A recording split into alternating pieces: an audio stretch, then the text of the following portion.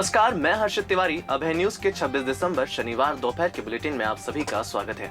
रविवार 27 दिसंबर को मार्गशीर्ष माह के शुक्ल पक्ष की त्रयोदशी तिथि रहेगी। इसी दिन 1911 में भारतीय राष्ट्रीय कांग्रेस के कलकत्ता अधिवेशन के दौरान पहली बार जनगण मन गाया गया था। 27 दिसंबर को फिल्म अभिनेता सुपरस्टार सलमान खान का जन्मदिन भी है। आइए अब चलते हैं उज्जैन जिले की खास खबरों की ओर। राम मंदिर धन संग्रह की रैली में बेगमबाग में अचानक हुए पथराव की परतें खुलती जा रही हैं। सूचना संग्रह की टीम को मिले इनपुट में जानकारी सामने आई है कि रैली पर पथराव पूरी तरह से प्री प्लान था। सुनियोजित ढंग से इस षड्यंत्र को रचा गया था, जिसमें युवाओं सहित महिलाओं और बच्चों को भी शामिल किया गया था। इसके लिए पहले से ही घरों की छतों पर पत्थर एकत्रित किए गए थे। बदमाशों का एक ग्रुप पहले से ही रोड के दोनों ओर घात लगाए हुए था। इसके लिए बेगमबाग के रहने वाले आका मोलाओं की शह पर एजाज और फिरदौस ने पूरी बिसात बिछाई थी। उपद्रवियों को जैसे ही मौका मिला, उन्होंने पथराव करना शुरू कर दिया। मौके पर भीड़ को तितर बितर करने के लिए महिलाओं और बच्चों ने छतों से पत्थर फेंके। ये भी जानकारी सामने आ रही है कि हमले में शामिल हर एक उपद्रवी को एक से ज्यादा लोगों को घायल करने का लक्ष्य दिया गया था। चारों तरफ से हमले में आधा दर्जन से अधिक कार्यकर्ता घायल हुए हैं। पुलिस ने अब तक 1 दर्जन से अधिक उपद्रवियों को गिरफ्तार कर लिया है, जिनसे पूछताछ की जा रही है। इसके अलावा वायरल हुए वीडियो में पत्थरबाजी करने वाली महिलाओं को हिरासत में ले लिया गया है, जिन्हें भी आरोपी बनाया जाएगा। भारत माता मंदिर पर पथराव और घायल कार्यकर्ताओं की शिकायत पर 2 अलग अलग केस दर्ज किए गए हैं, जिनमें फिरदौस, एजाज, सोहेल, शाहरुख सहित करीब 40 को आरोपी बनाया गया है। इधर पुलिस द्वारा रात से ही ड्रोन कैमरे की मदद से बेगमबाग क्षेत्र पर नजर रखी जा रही है। रात भर कैमरे की मदद से निगरानी की गई। पुलिस और नगर निगम की टीम ने पत्थरबाज महिला हीना पति शहजाद, यास्मीन पति मुन्ना और रेहाना पति नूरू के मकान को तोड़ने की कार्रवाई शुरू कर दी है। महिलाएं इसी मकान से कार्यकर्ताओं पर पत्थर बरसाते हुए दिखाई दे रही हैं। भारी पुलिस बल और विरोध के बीच कार्रवाई को अंजाम दिया जा रहा है। उज्जैन में थाना महाकाल के अंतर्गत इसमें अभी तक 2 FIR हुई हैं और इसमें अभी पूरे क्षेत्र में पूरी तरह से शांति व्यवस्था कायम है। पुलिस की जो पार्टी जो जगह जगह तैनात है, पुलिस गश्त भी कर रही, पेट्रोलिंग भी की जा रही है। इसके अलावा आसूचना संकलन के लिए भी हमने अलग से टीमें लगाई गई हैं और पूरी तरह से शांति व्यवस्था कायम है। साथ ही जो ऐसे लोग हैं जो इसमें सम्मिलित हैं, उनकी जो पहचान है और धरपकड़ की कार्रवाई की जा रही है। इंदौर से सावरिया सीट दर्शन करने जा रहे 5 युवकों की कार पलट गई। 3 पलटी खाकर कार करीब 20 फीट गहरी खाई में जा गिरी। दुर्घटना में एक युवक की मौके पर ही मौत हो गई, जबकि 4 की हालत गंभीर बताई जा रही है। इंदौर के बड़े बांगरदा में रहने वाले 28 वर्षीय अंकित कदम दोस्त मयूर, हार्दिक यादव, संदीप और चेतन के साथ कार से दर्शन करने सावरिया सीट जा रहे थे। इसी दौरान इंदौर रोड स्थित निनोरा टोल टैक्स के पहले उनकी कार अनियंत्रित होकर पलट गई। दुर्घटना इतनी जोरदार थी कि कार 3 पलटी खाकर खाई में जा गिरी, जिसमें अंकित की मौके पर ही मौत हो गई है, जबकि मयूर, हार्दिक, संदीप और चेतन को गंभीर हालत में अस्पताल में भर्ती किया गया है। हादसा सुबह 4 बजे हुआ, जबकि लगना दुर्घटना का कारण बताया जा रहा है। अंकित की शादी नहीं हुई थी, वह इंदौर में ही फाइनेंस कंपनी में काम करता था। थाना नानाखेड़ा के अंतर्गत एक गाड़ी पलटने की जानकारी प्राप्त हुई। नौरा और रामबासा के बीच में ओवर स्पीड अत्यधिक तेज गति से होने के कारण अनियंत्रित होकर के खाई में गिर गई और उसमें एक आदमी की मौके पर डेथ हुई है।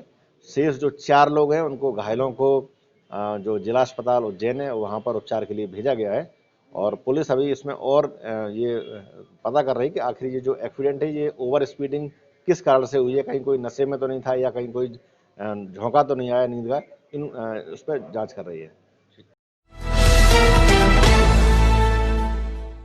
वल्लभ नगर में रहने वाला 30 वर्षीय महेश बैरागी बीती शाम चाय पीकर घर से घूमने निकला था। रात करीब 12 बजे परिजनों को उसकी ट्रेन से कटने की सूचना मिली। हरी फाटक ब्रिज के पास युवक दुर्घटना का शिकार हुआ। युवक के शव को पीएम के बाद परिजनों को सौंप दिया गया है। युवक शादीशुदा था। उसकी 7 साल पहले 2013 में शादी हुई थी, लेकिन उसके बच्चे नहीं थे।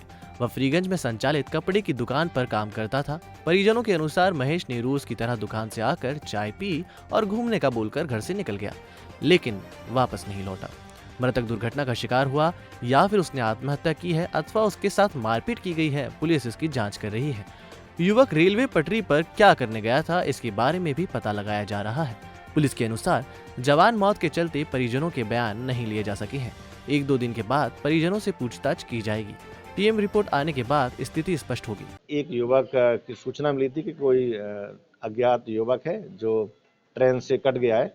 सूचना पर पुलिस पार्टी के द्वारा जब तस्दीक की गई है तो युवक की पहचान महेश के रूप में हुई है और ये मुख्य रूप से बल्लभ नगर थाना माधवनगर क्षेत्र का रहने वाला है।